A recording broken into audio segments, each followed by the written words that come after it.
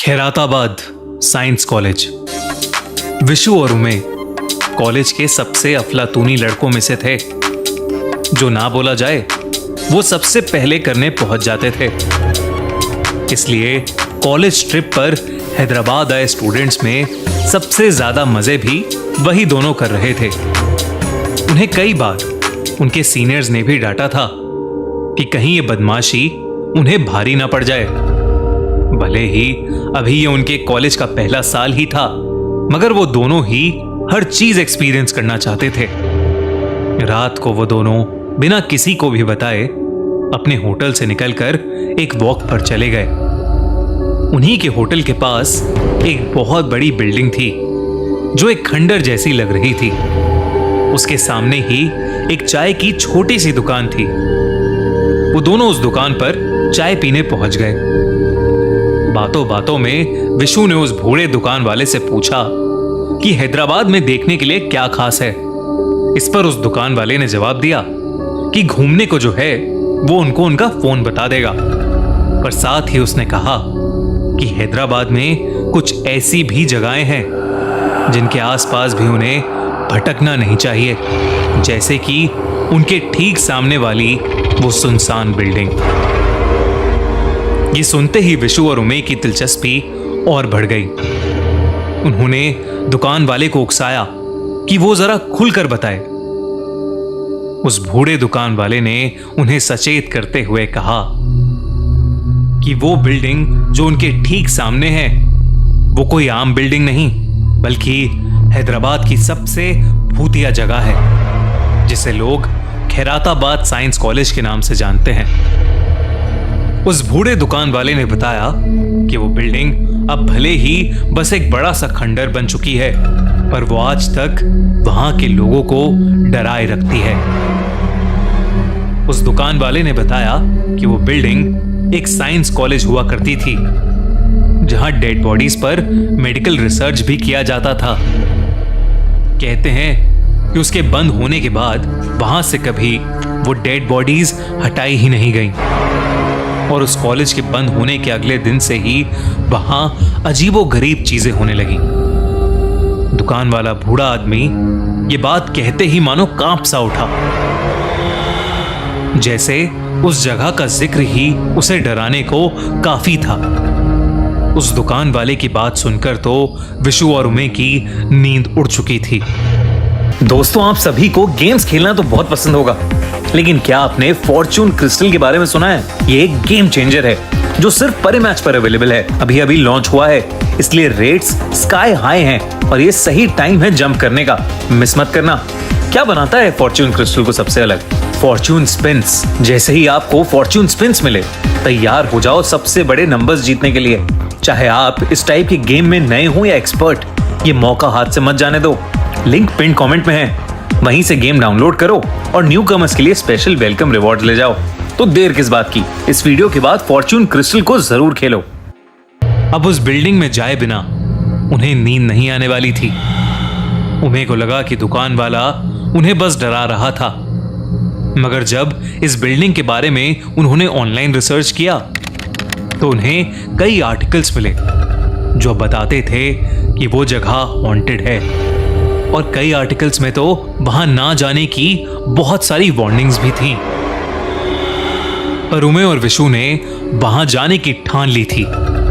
आधी रात के बीच विशु और उमे अकेले ही खैराताबाद साइंस कॉलेज की तरफ चल पड़े।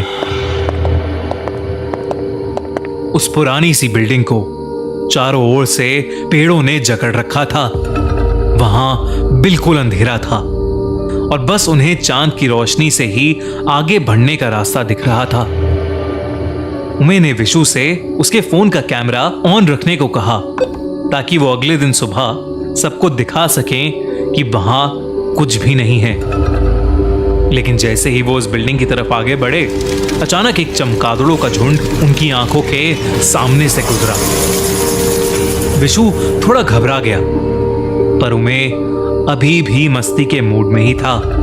तभी उन्हें पीछे से एक जोर की आवाज आई। कौन है? कौन है मां? उन्हें दिखा कि उस बिल्डिंग का गार्ड उन्हीं की तरफ दौड़ता हुआ आ रहा है। वो दोनों भी जल्दी से भागकर उस बिल्डिंग के अंदर घुस गए। बिल्डिंग के अंदर घुसते ही उन्हें एक बड़ा सा हॉल दिखा जो धूल मिट्टी से भरा हुआ था। वहां एक बहुत ही गंदी स्मेल थी, जैसे कोई जानवर सालों से मरा पड़ा हो और सड़ रहा हो। पर मकड़ियों के जालों के अलावा अब वहां और कुछ भी नहीं था। अचानक ही उस हॉल में कुछ चटकने की आवाजें आने लगी। उन्हें लगा कि वो गार्ड शायद अंदर आ रहा है, तो वो दोनों फर्स्ट फ्लोर पर भाग गए। ऊपर वाले फ्लोर पर उन्हें चारों तरफ बस बड़े बड़े खाली कमरे दिखाई दे रहे थे, जो शायद एक टाइम पर क्लासेस हुआ करती होंगी। वो आगे बढ़े जा रहे थे कि तभी उन्हें एक रूम से बहुत तेज बदबू आई।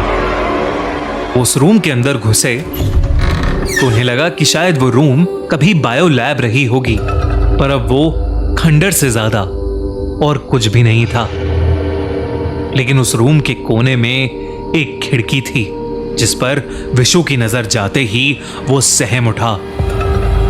वहां एक लड़की कूदने को तैयार खड़ी थी। विशु उसकी ओर उसे बचाने भागा। उसने उसे चिल्लाकर रोकने की भी कोशिश की, लेकिन विशु ने जैसे ही उस लड़की का हाथ पकड़ा, उसे ऐसा महसूस हुआ जैसे उसने किसी लड़की का नहीं बल्कि कोई बहुत ही कठोर चीज हाथ में पकड़ी हो। और तभी विशु और उमे के देखते देखते ही वो लड़की एक कंकाल में बदल गई। ये देखकर विशु ने अपने होश खो दिए और वो उसी खिड़की से फिसलकर नीचे गिर गया। दूर खड़ा उमे सुन्न पड़ गया था। उसने विशु को खिड़की से गिरता देखा, मगर वो कंकाल अब भी वहां था। डर के मारे वो उल्टे कदम भागा, लेकिन जैसे ही वो पीछे मुड़ा, उसे कई सारे कंकालों ने घेर लिया था। वो किसी तरह वहां उस रूम से बाहर भागा और वो सारे कंकाल भी उसके पीछे पीछे आने लगे। तभी उसने देखा कि उस बिल्डिंग का गार्ड नीचे खड़ा है। उसने गार्ड को आवाज लगाई, लेकिन उस गार्ड ने कुछ भी रिएक्ट नहीं किया। उमे गार्ड के पास भागकर पहुंचा। उस गार्ड की पीठ उमे की तरफ थी। उमे ने जैसे ही उसके कंधे पर हाथ रखा, वो गार्ड पीछे मुड़ा और उमे की रूह कांप उठी। उस गार्ड का चेहरा जला पड़ा था और उमे के देखते ही देखते उसका चेहरा गलने लगा और उसके चेहरे की हड्डियां दिखने लगी। उमे ने ऐसा भयानक चेहरा आज तक अपनी जिंदगी में कभी नहीं देखा था। उमे उसे देखते ही चीख पड़ा और वहां से और तेजी से बाहर भागा और बाहर भागते भागते उसी भूतिया बिल्डिंग के सामने गिर पड़ा। सुबह जब उमे और विशु के कॉलेज वाले उन्हें ढूंढने निकले, तो उन्होंने उमे और विशु को कई सारी चोटों के साथ उस बिल्डिंग के पास ही बेहोश पाया। वो दोनों 3 दिनों तक हॉस्पिटल में रहे। जब उन्होंने सबको अपने साथ हुआ पूरा किस्सा बताया, तो उन्हें और भी कुछ चौंका देने वाली बातें पता लगी। पहले तो उस बिल्डिंग के सामने कोई चाय वाला कभी था ही नहीं। वो उस रात जिससे भी मिले, वो शायद कभी एग्जिस्ट ही नहीं करता था। दूसरा ये कि खैराताबाद साइंस कॉलेज बंद होते ही जिस सिक्योरिटी गार्ड को वहां की देखभाल के लिए अपॉइंट किया गया था, उसकी लाश जली हुई हालत में कॉलेज के अंदर ही मिली थी। जरूर ही उमे ने उसी गार्ड की आत्मा को वहां देखा था और वो दोनों अकेले नहीं थे जिन्होंने उन कंकालों को देखा था। ऐसे कई और भी लोग हैं जिन्होंने वहां से गुजरते हुए कंकालों को चलते हुए देखा है। विशु और उमे को इस बात पर अब कोई शक नहीं था कि खैराताबाद साइंस कॉलेज हॉन्टेड है और वो शायद अपने साथ हुए इस भयानक एक्सपीरियंस को कभी नहीं भूल पाएंगे। आपको क्या लगता है, खैराताबाद साइंस कॉलेज सच में हॉन्टेड है या नहीं? हमें कमेंट्स में जरूर बताएं। Ramoji film city, Hyderabad. Ramoji film city दुनिया की सबसे बड़ी फिल्म सिटी है। यह जगह किसी अजूबे से कम नहीं है। दूर दूर से लोग रामोजी फिल्म सिटी को देखने आते हैं, पर यह जगह इंडिया की मोस्ट हॉन्टेड जगहों में से एक भी है। रामोजी राव द्वारा बनाई गई ये फिल्म सिटी अपने अंदर न जाने कितने राज छुपाए बैठी है। लोग कहते हैं कि रामोजी फिल्म सिटी एक पुराने जमाने की युद्ध भूमि पर बनी हुई है और वो ऐसे सोल्जर्स की आत्मा से हॉन्टेड है जो बहुत साल पहले उसी युद्ध भूमि में अपनी जान गंवा बैठे थे। लेकिन 26 साल की समायरा को इसका कोई अंदाजा नहीं था। उसका बचपन से सिर्फ एक ही सपना था, एक सक्सेसफुल एक्ट्रेस बनने का। पर उस सपने को पूरा करने में बहुत स्ट्रगल भी था। समायरा को इंडस्ट्री में 5 साल हो चुके थे, पर अब तक उसे ऐसा कोई प्रोजेक्ट नहीं मिला था जिसे वो अपना बड़ा ब्रेक कंसिडर कर सके। समायरा की अब अपने सपने पर गिव अप करने की नौबत आ गई थी। तभी एक सुबह उसे एक कास्टिंग डायरेक्टर का कॉल आया। उस कास्टिंग डायरेक्टर ने बताया कि एक बड़े बॉलीवुड मूवी डायरेक्टर को उसकी प्रोफाइल बहुत पसंद आई है और वो उसे अपनी मूवी में कास्ट करना चाहता है। समायरा की खुशी का ठिकाना नहीं था। उसने अपनी ऑडिशन की वीडियो सेंड की और कुछ ही दिनों में उसे सिलेक्शन का कॉल आ गया। समायरा को रामोजी फिल्म सिटी में शूटिंग का इनविटेशन आया और वो निकल पड़ी अपने सपने को मुमकिन करने के लिए। रामोजी फिल्म सिटी के बारे में जितना समायरा ने सुना था वो उससे भी ज्यादा सुंदर थी। मूवी का सेट बहुत ही बड़ा था। फिल्म की पूरी टीम से मिलकर समायरा अपने ग्रीन रूम में चली गई। समायरा को अभी भी विश्वास नहीं हो रहा था कि उसका सपना सच हो रहा है कि तभी उसे अपने ग्रीन रूम के बंद वॉशरूम के अंदर से एक आवाज आई। समायरा को यह बात बहुत अजीब लगी। वो अंदर से बज रहे दरवाजे के पास गई तो आवाज और तेज हो गई। ऐसा लग रहा था कि कोई उस वॉशरूम के अंदर फंस गया है और बाहर आने के लिए खटखटा रहा है। लेकिन जब समायरा ने वो दरवाजा खोला तो उस बाथरूम के अंदर कोई नहीं था। समायरा इस बारे में सोच ही रही थी कि तभी उसे कुछ फूटने की तेज आवाज आई। समायरा भागकर वॉशरूम से बाहर निकली तो उसने देखा कि उसकी ड्रेसिंग टेबल के बड़े से मिरर पर एक बहुत बड़ा क्रैक था और उस मिरर पर लाल रंग से किसी अलग लैंग्वेज में, शायद एशियंट उर्दू में कुछ लिखा हुआ था। ये देखकर समायरा की चीख निकल गई और वो ग्रीन रूम से बाहर भागी। उसने सेट पर मौजूद लोगों को सब कुछ बताया और कुछ असिस्टेंट्स समायरा के साथ उस ग्रीन रूम में गए। पर जब वो वहां पहुंचे तो उन्हें कुछ भी दिखाई नहीं दिया। शीशा भी जुड़ा हुआ था और वॉशरूम से कोई आवाजें भी नहीं आ रही थी। समायरा की बात पर कोई विश्वास नहीं कर पा रहा था और क्योंकि शूट बस शुरू ही होने वाली थी तो कुछ मेकअप आर्टिस्ट उसका मेकअप करने लगे। समायरा को भी अपने साथ हुआ यह किस्सा भुलाना पड़ा और वो शूट से पहले अपनी लाइंस की रिहर्सल करने लगी। पहले सीन में समायरा शॉपिंग करके अपने घर लौट रही थी और रास्ते में एक चोर उसका बैग छीनने वाला था। सीन बिल्कुल परफेक्ट हुआ, पर फिर भी डायरेक्टर लाइट्स एडजस्ट करके उस सीन के रीटेक्स लेने लगा। सिर्फ उसी एक सीन के करीबन 20 टेक्स हो चुके थे। समायरा थोड़ी सी फ्रस्ट्रेट होने लगी थी, इसलिए उसने डायरेक्टर से फीडबैक मांगा। डायरेक्टर ने समायरा को कैमरे के पास बुलाया और उससे बताया कि उस सीन में समायरा की कोई गलती नहीं थी, पर हर बार एक काली सी परछाई समायरा के सर के पास आ रही थी। डायरेक्टर को लग रहा था कि कोई लाइटिंग का इशू था, पर समायरा को उस परछाई में कुछ ऐसा दिखा जिससे उसके होश उड़ गए। समायरा को उस परछाई में 2 लाल आंखें दिखी। समायरा अब घबराने लगी थी, पर वो आंखें सिर्फ वही देख पा रही थी। वो और लोगों को भी उन आंखों को दिखाने की कोशिश कर रही थी, पर कोई भी उसकी बात समझ नहीं पा रहा था। डायरेक्टर ने डिसाइड किया कि वो इस सीन को स्किप करेंगे और अब इंडोर सीन्स को पहले शूट करेंगे। अगले शॉट में समायरा अपने घर के काउच पर बैठी हुई चाय पी रही थी। उसी शॉट के लिए एक स्पॉट बॉय सेट के ठीक ऊपर से स्पॉटलाइट कैमरे पर डाल रहा था, पर अचानक से वो स्पॉट बॉय स्पॉटलाइट के समेत 20 फीट की ऊंचाई से नीचे गिर पड़ा और स्पॉटलाइट का कांच टूटकर सीधा उसके पेट में घुस गया। इस घटना के बाद पूरे सेट पर हाहाकार मच गया। उन्होंने स्पॉट बॉय के लिए एक एम्बुलेंस बुलाई, पर अपनी अधमरी आवाज में वो सिर्फ एक ही चीज कहता रहा कि उसे किसी ने पीछे से धक्का दिया था। अब सबको लगने लगा था कि उस सेट पर कुछ तो अजीब हो रहा है, पर इस घटना के बावजूद फिल्म के प्रोड्यूसर और डायरेक्टर अब भी चाहते थे कि एटलीस्ट उस दिन में एक सीन तो शूट हो जाए। इसलिए उन्होंने एक लास्ट सीन शूट करने का सोचा। उस सीन में समायरा अपनी डायरी में कुछ लिख रही थी और बस कुछ क्लोजअप शॉट्स थे।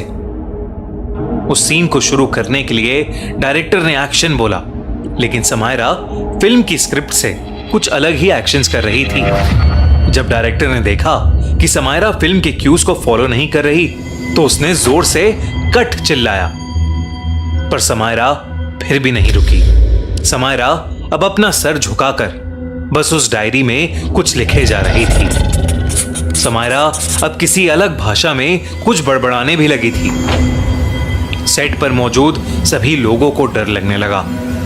तभी कुछ लोगों ने समायरा के करीब जाने की कोशिश की, तो समायरा अब एक पागल जानवर की तरह उन पर चिल्लाने लगी। उसका पूरा मेकअप उसके चेहरे पर फैल गया था।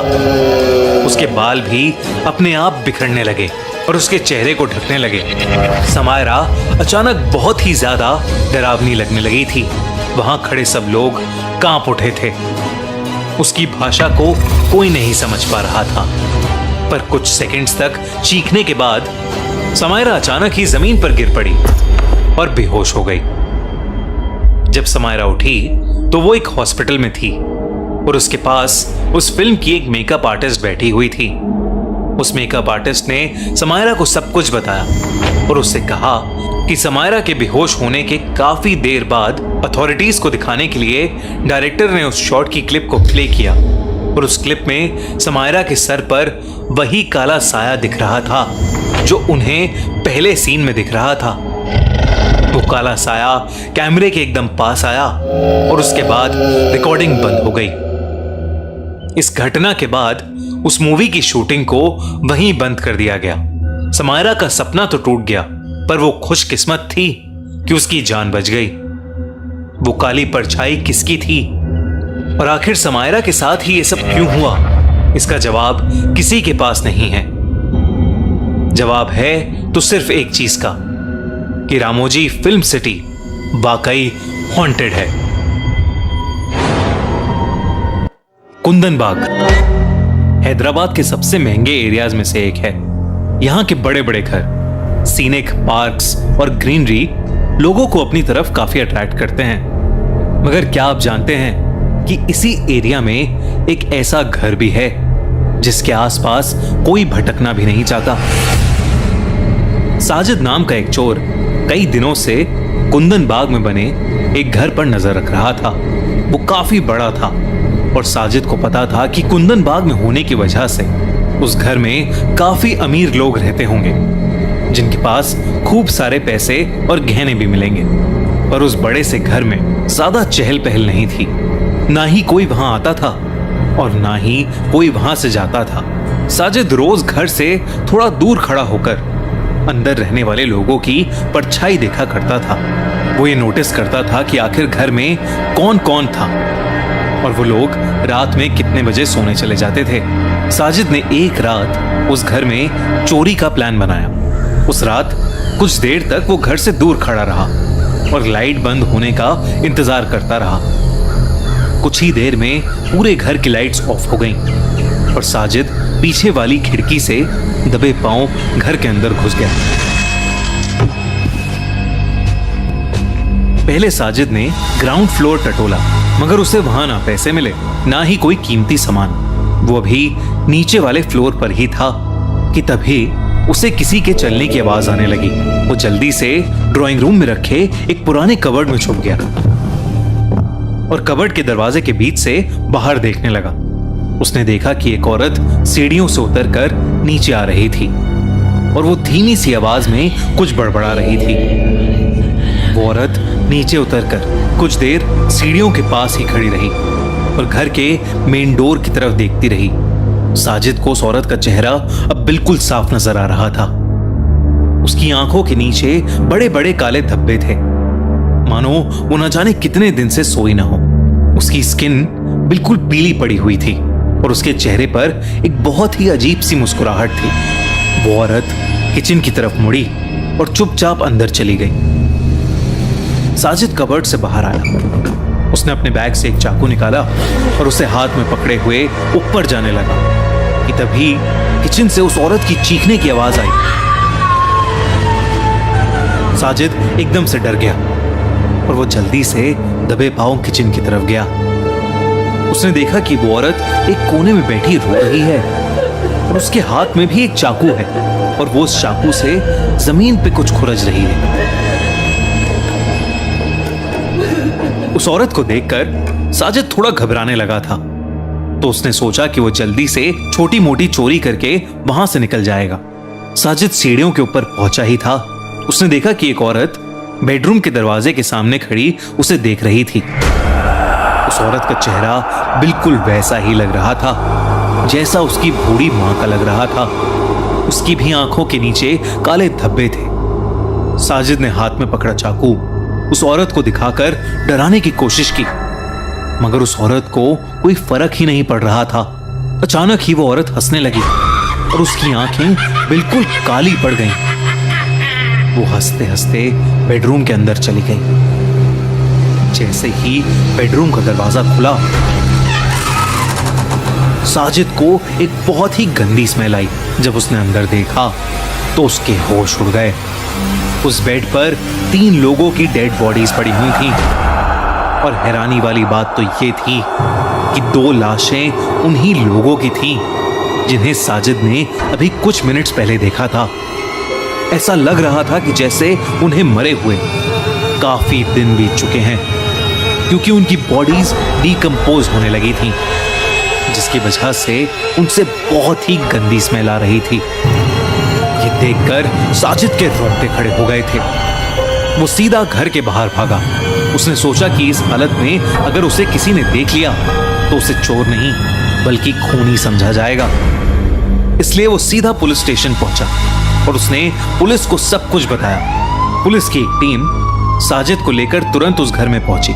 घर के मेन डोर पर और उस दीवार पर ढेर सारे खून के छींटे थे। ये देखकर सभी चौकन्ने हो गए और उन्होंने अंदर जाकर देखा कि वहां सच में 3 लाशें थीं। पुलिस ने उन लाशों को तुरंत फॉरेंसिक टीम के पास भेज दिया और उन्होंने यही मान लिया कि साजिद ने ही उन तीनों औरतों का मर्डर 4-5 दिन पहले किया होगा और मर्डर के इल्जाम से बचने के लिए उसने ये कहानी बनाई है। मगर कुछ ही दिनों में उन बॉडीज की फॉरेंसिक रिपोर्ट आ गई, जिसे देखकर पुलिस भी बहुत शॉक में पड़ गई। उन लोगों की मौत 4-5 दिन पहले नहीं बल्कि 6 महीने पहले हो गई थी। रिपोर्ट के मुताबिक उन लोगों ने जहर खाकर अपनी जान ली थी। इन्वेस्टिगेट करने पर पुलिस को बेडरूम के पास से एक फिनाइल की बोतल भी मिली, मगर सबसे ज्यादा डरावना एविडेंस था काला जादू करने का सामान। घर में ढेर सारा तंत्र मंत्र का सामान बरामद हुआ था। उस बेडरूम की सीलिंग पर एक बहुत अजीब सा पैटर्न बना हुआ था, जो कि खून से बनाया हुआ लग रहा था। जब पड़ोसियों तक ये खबर पहुंची तो सबका दिल बुरी तरह दहल उठा। कोई भी मानने को तैयार ही नहीं था कि वो लाश 6 महीने पुरानी थी, क्योंकि पड़ोसी तो उस घर में रहने वाली औरतों को लगभग रोज ही घर की बालकनी में घूमते देखा करते थे। यही बात बार बार साजिद भी पुलिस से कह रहा था। कुछ लोग तो ये भी कह रहे थे कि लोग रोज खाना खाने के बाद टहलने बाहर आते थे और कई लोगों ने इनके घर में लाइट्स ऑन ऑफ होते देखी हैं। ये सब सुनकर पुलिस हक्की बक्की रह गई। उन्होंने उस पड़ोसी से और डिटेल में इन्वेस्टिगेट किया तो उसने बताया कि उस घर में 3 लोग रहते थे, एक बूढ़ी माँ और उनकी 2 बेटियां। वो तीनों ही बेहद अजीब से थे और किसी से बात नहीं करते थे। उस घर के ओनर विश्वनाथ की डेथ के बाद उस घर में अजीब अजीब सी चीजें होने लगी थीं।